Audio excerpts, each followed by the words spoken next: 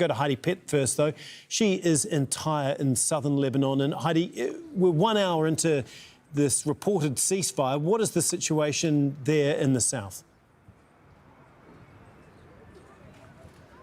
So in the hour since 4 p.m. local time, which is when this ceasefire was supposed to have taken effect, we've been keeping count. There have been 13 Israeli airstrikes so far. Some of those in the outskirts of the city of Nabatieh, several in Kfar Tebnit, others in Kfar Sir, but multiple other locations along this front line that exists here in southern Lebanon between Israeli troops who have been seeking to continue their advance in recent days. As you just mentioned, Hezbollah launched attacks, including what they say were ambushes on Israeli troops in the area of the Ali al-Taha Hill in the last couple of days, resulting in the deaths of 4 Israeli soldiers overnight.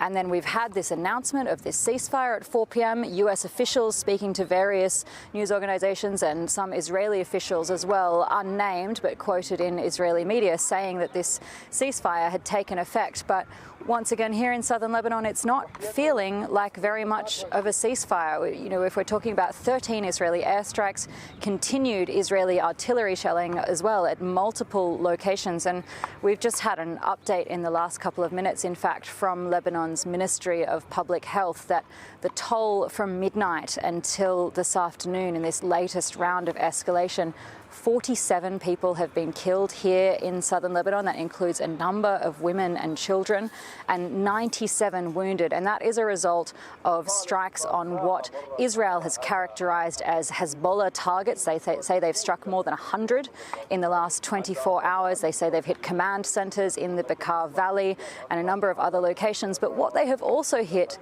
once again, here in southern Lebanon is residential houses. And that has resulted in the deaths of entire families. Yeah, Heidi, like you say, that death toll has risen to 47 killed in the past 24 hours by the Israeli military, and 4 Israeli soldiers have been killed by Hezbollah. Can you just tell us what has Hezbollah been saying about its obligations under the Iran-US agreement? So we haven't had a specific statement from them in the last hour or so since this ostensible ceasefire was supposed to have taken effect. But in the past, when ceasefires have been announced or arranged or agreed here, the pattern seems to have been that Hezbollah does slow down or even cease their operations entirely. That's what happened on the 8th of April.